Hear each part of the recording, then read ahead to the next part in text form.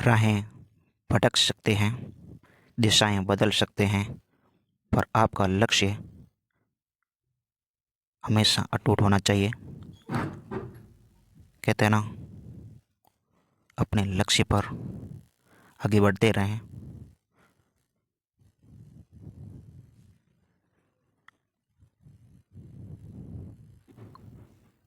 कहते हैं ना, सुनो सबकी, करो मन की। आपको अपने लक्ष्य से भटकने में लोग बहुत होंगे, पर अपने लक्ष्य पर अटूट रहना होगा। बार बार बोलने की आदत सबको होती है, परंतु बार बार रिवीजन करना पड़ेगा। बार बार रिवीजन ही आपको बेहतरीन बना सकता है। बोलने की आदत एक व्यक्ति को नहीं थी। वो कौन थे? जागो, उठो और तब तक ना रुको जब लक्ष्य प्राप्त ना हो जाए। स्वामी विवेकानंद, जो एक बार पढ़ने से याद हो जाता है क्योंकि अंतर्मन से पढ़ा था। जो अंतर्मन से पढ़ते ना, उसको याद होता है। हम बाहरी मन से पढ़ते हैं, ध्यान कहीं रहता है, पढ़ कहाँ कहीं रहे हैं तो याद नहीं हो पा रहा। Most important questions, first questions, किस स्मृति से यह पता चलता है कि गुप्तकालीन न्याय व्यवस्था में न्यायालय के 4 वर्ग थे? नारद स्मृति से पता चलता है कि गुप्तकालीन न्याय व्यवस्था में न्यायालय 4 वर्ण में विभाजित था। कल्पसूत्र की रचना किसने की थी? कल्पसूत्र की रचनाकार कौन थे? भद्रबाहु थे। कौन थे? भद्रबाहु थे। बौद्ध धर्म को महायान और हीनयान में बदला था। किस बौद्ध संगति से बौद्ध धर्म महायान और हीनयान में विभाजित हुआ? कमेंट बॉक्स में। दिल्ली सल्तनत का सुल्तान बनने से पूर्व इल्तुतमिश किस रूप में कार्य करता था? इल्तुतमिश किस रूप में कार्य करता था? सुल्तान बनने से पहले बंदा युग का शासक था। कहाँ का था? वंदा युग का शासक था। भारत में ब्रिटिश साम्राज्य के विस्तार के लिए सहायक संधि का अनुसरण किस गवर्नर जनरल ने किया था? लॉर्ड वेलेस्ली ने। सहायक संधि किससे संबंधित हैं? लॉर्ड वेलेस्ली से संबंधित है। किससे संबंधित हैं? वेलेस्ली से संबंधित है।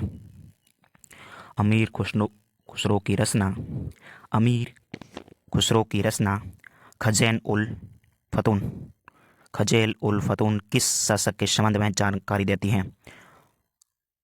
खुजैल उल फतू अलाउद्दीन खिलजी के संबंध में जानकारी देता है। कौन? खुजैन उल फतू। अवदान क्लृप्तना ग्रंथ किसने लिखा था?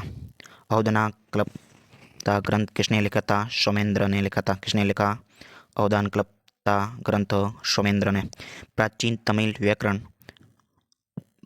तोल्काप्पियम किस संगम की रचना है? द्वितीय संगम की रचना। किस संगम की रचना है? तोल्काप्पियम द्वितीय संगम की रचना है। गुप्त वंश के प्रथम और अंतिम शासक कौन थे? गुप्त वंश के प्रथम शासक श्री गुप्त थे, जो गुप्त वंश की स्थापना की थी। और वास्तविक गुप्त वंश के संस्थापक कौन थे? चंद्रगुप्त प्रथम थे। और अंतिम गुप्त वंश के संस्थापक कौन थे? विष्णुगुप्त थे। कौन थे? विष्णुगुप्त थे। महरौली लोह स्तंभ कहाँ स्थित है? महरौली लोह स्तंभ कहाँ स्थित हैं? दिल्ली में। कहाँ स्थित है? महरौली दिल्ली में स्थित है। कहाँ स्थित है? दिल्ली में। हर्षवर्धन किस राजवंश का अंतिम शासक था? हर्षवर्धन किस राजवंश का अंतिम शासक था? पुष्यभूमि वंश का अंतिम शासक हर्षवर्धन था। सिकंदर की मृत्यु किस स्थान पर हुई थी? सिकंदर की मृत्यु किस स्थान पर हुई थी? बेबीलोन में हुई थी। कहाँ हुई थी? बेबीलोन में। सिकंदर ने भारत पर आक्रमण कब किया था? 326 ईसा पूर्व किया था। प्रवरसेन ने 4 अश्वमेध यज्ञ किए थे, वह किस राजवंश से था? प्रवरसेन 4 अश्वमेध यज्ञ किए थे, प्रवरसेन किस वंश से था? वाकाटक वंश से था। किस वंश से संबंधित था? वाकाटक वंश से। अकबर के शासनकाल में पुनर्गठित केंद्र प्रशासन तंत्र के अंतर्गत सैनिक विभाग का प्रमुख था। सैनिक विभाग का प्रमुख कौन था अकबर के समय? केंद्रीय प्रशासन तंत्र के अंतर्गत सैनिक विभाग का प्रमुख मीर बख्शी था। कौन था? मीर बख्शी था अकबर के शासनकाल में। नैतिकता और यम के बीच नैतिकता और यम के बीच सुप्रसिद्ध संवाद उल्लेखित हैं कठोपनिषद उपनिषद में। किसमें है? कठोपनिषद उपनिषद में नैतिकता और यम के बीच सुप्रसिद्ध संवाद उल्लेखित हैं। ऋग्वेद में शासन का ऋग्वेद में शासन का ऋग्वेद में शासन का प्रधान राजा होता था। ऋग्वेद में कौन होता था? प्रधान राजा। जबकि उनकी सहायता करने वाला सर्वाधिक महत्वपूर्ण कौन था? पुरोहित था। कौन था? पुरोहित या प्रधानमंत्री। कौन था? पुरोहित। सिंध पर मोहम्मद बिन कासिम ने पहली बार आक्रमण कब किया था? 711 ईस्वी में, क्योंकि श्रीलंका से आने वाले जहाज़ों को सिंध के लुटेरों ने लूट लिया था। उस कारण मोहम्मद बिन कासिम ने सिंध पर आक्रमण 711 ईस्वी में किया था।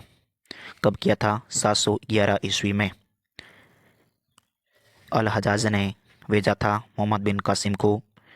अल हजाज का दामाद कौन था? मोहम्मद बिन कासिम। हुमायूंनामा किसकी कृति है? हुमायूंनामा किसकी कृति है? गुलबदन बेगम की कृति है हुमायूंनामा। किसकी कृति है हुमायूंनामा? गुलबदन बेगम की। दिल्ली सल्तनत की आधिकारिक भाषा कौन सी थी? दिल्ली सल्तनत की भाषा कौन सी थी? फारसी भाषा थी। कौन सी भाषा थी? फारसी। पंचसिद्धांतिका वध संहिता व जातक किसकी रचना है? पंचसिद्धांतिका वध संहिता वध जातक वराहमिहिर की है। किसकी है? वराहमिहिर की है। शिप्रा नदी के किनारे बसा हुआ कौन सा नगर जो चंद्रगुप्त द्वितीय की पश्चिमी राजधानी था? उज्जैन था। चंद्रगुप्त द्वितीय की पश्चिमी राजधानी उज्जैन था, जो शिप्रा नदी के किनारे था। शिप्रा नदी के किनारे था। सातवाहन वंश में रक्षिका के रूप में किन 2 महिलाओं ने शासन किया था? नागनिका एवं गौतमी ने। किसने किया था? नागनिका और गौतमी ने सातवाहन वंश की सुरक्षा का कार्य किया था। बौद्ध ग्रंथों में मिलिंद को किस नाग से बौद्ध ग्रंथों में मिलिंद को किस नाग से अभिहित किया था? मिलिंद ने किया था। किसने किया था? मिलिंद ने। कला की किस शैली को ग्रीक बौद्ध शैली की संज्ञा दी? ग्रीक बौद्ध शैली की संज्ञा किस कला ने दी थी? गांधार शैली ने दी थी। किस शैली ने दी थी? गांधार शैली ने कला को ग्रीक बौद्ध शैली की संज्ञा दी थी। देवी चंद्रगुप्तम की रचना किसने की थी? विशाखादत्त ने की थी। किसने की थी? विशाखादत्त ने की थी। अर्धनारीश्वर की रचना हिंदू धर्म के किस मत में है? शैव मत में है। किसमें है? शैव मत में अर्धनारीश्वर की रचना है। पृथ्वीराज चौहान के विरुद्ध मोहम्मद घोरी को कथित रूप से आमंत्रित वह सहायता देने के लिए किस शासक को देशद्रोही की संज्ञा दी? जयचंद को दी थी। किसको दी थी? जयचंद ने मोहम्मद घोरी को आमंत्रित किया था। कहाँ का शासक था? कनौज का शासक था। कहाँ का शासक था? कनौज का शासक था। कौन? जयचंद। 1206 से 1290 ईस्वी तक दिल्ली सल्तनत पर किस वंश का शासक था? गुलाब वंश का शासक था। किसका शासक था? गुलाब वंश का शासक था। 1207 से 1290 ईस्वी तक। अकबर का राज्याभिषेक 14 वर्ष की आयु में हुआ था। वह कहाँ हुआ था? कालानौर में हुआ था। कहाँ हुआ था? कालानौर में अकबर का राज्याभिषेक 14 वर्ष की आयु में हुआ था। उनका संरक्षक कौन था? बैरम खान था। कौन था? बैरम खान। जहांगीर की मृत्यु के पश्चात नूरजहां ने किसे मुगल सम्राट घोषित किया? शाहनार को किया था। किसको किया था? शाहजहां को किया था। किसको किया? शाहनार या शाहनार को किया था। किसको किया? शाहनार। हिंदुओं के दो प्राचीनतम महाकाव्य कौन सा था? हिंदुओं के दो प्राचीन महाकाव्य महाभारत और रामायण। कौन था? रामायण एवं महाभारत। भारत आने वाला पहला चीनी यात्री कौन था? भारत आने वाला पहला चीनी यात्री कौन था? फायान था। फायान ने कौन सी बुक लिखी थी? सी यू की। कौन सी लिखी थी? सी यू की पुस्तक लिखी थी फायान ने। बौद्ध ग्रंथों पर भाष्य प्रस्तुत करने बौद्ध ग्रंथों पर भाष्य प्रस्तुत करने के लिए चौथी बौद्ध संगति सभा किसके शासनकाल में हुई थी? कनिष्क के शासनकाल में हुई थी, प्रथम शताब्दी ईसा पूर्व में। कब हुई थी? प्रथम शताब्दी ईसा पूर्व में कनिष्क के शासनकाल में हुई थी। कहाँ हुई थी? कमेंट बॉक्स में। 1175 से 1206 ईस्वी 1175 से 1206 ईस्वी तक भारत पर किस विदेशी शासन ने लगातार आक्रमण किया था? शहाबुद्दीन मोहम्मद घोरी ने। किसने किया था? मोहम्मद घोरी ने किया था। कितनी बार आक्रमण किया था? 17 बार आक्रमण किया था। प्रसिद्ध इतिहासकार लेखक अल बरूनी का वास्तविक नाम क्या था? अल बरूनी का वास्तविक नाम अबू रेयान मोहम्मद था। क्या था? अबू रेयान मोहम्मद था। दिल्ली सल्तनत का अंतिम सुल्तान कौन था? इब्राहिमुद्दीन लोदी था। कौन था? इब्राहिमुद्दीन लोदी था। उसके बाद में कौन आया था?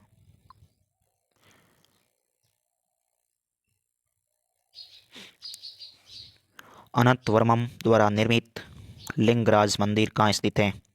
लिंगराज मंदिर कहाँ स्थित है? अनंतवर्मन द्वारा निर्मित लिंगराज मंदिर भुवनेश्वर उड़ीसा में है। कहाँ है? भुवनेश्वर उड़ीसा में। किसने बनवाया था?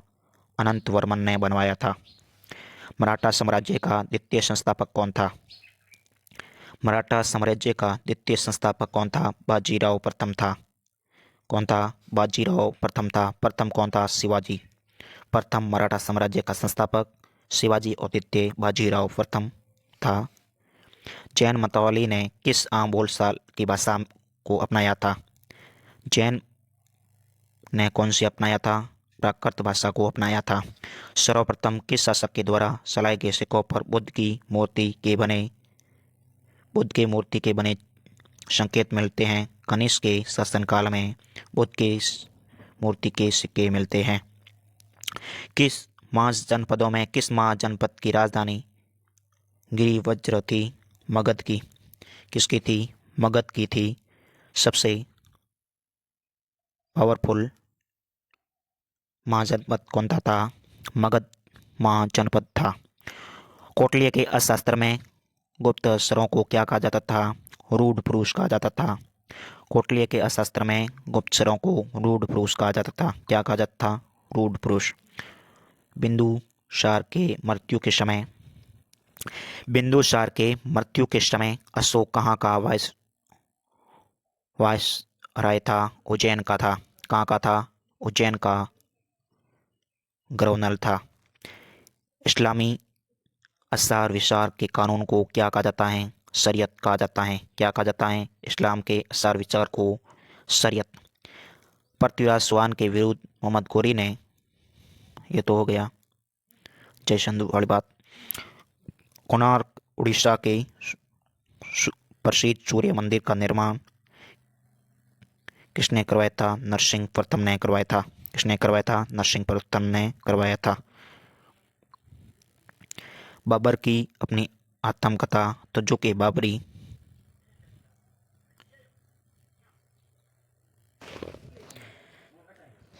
बाबर ने अपनी आत्मकथा तुझको बाबरी किस भाषा में लिखी थी? तुर्की भाषा में लिखी थी। किस भाषा में? तुर्की भाषा में लिखी थी। मुगल काल में जासूस और गुप्तचरों के सुहाग को क्या कहा जाता है? हरकारा कहा जाता है। क्या कहा जाता है? हरकारा कहा जाता है। शिवाजी को स्वतंत्र की भाव की प्रेरणा किसने प्रदान की थी? शिवाजी को किसने दी थी? माताजी जीजाबाई और गुरु रामदास ने दी थी। माता जीजाबाई और गुरु रामदास ने शिवाजी को शस्त्रों की भाव की प्रेरणा दी थी। वैशाली किस महाजनपद की राजधानी थी? वजह की थी वैशाली। वैशाली की क्या थी? वजह।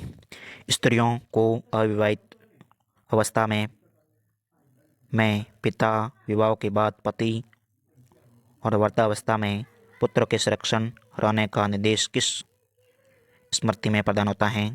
मनुस्मृति में प्रदान होता है। पाटलिपुत्र में धनायन से मगध का सिंहासन छीनने से पहले चंद्रगुप्त किस शासकों को जीत चुका था? सिंध एवं पंजाब। किसको जीत चुका था? सिंध एवं पंजाब को जीत चुका था। कण्व वंश की स्थापना वासुदेव ने की थी। यह किस वंश? कण्व वंश की स्थापना वासुदेव ने की थी। अंतिम शासक कौन था? सुशर्मा था। कौन था? सुशर्मा कण्व वंश का अंतिम शासक था। आज के इतने ही वन लाइनर क्वेश्चंस। जय हिंद, जय भारत। पढ़ते रहें, आगे बढ़ते रहें।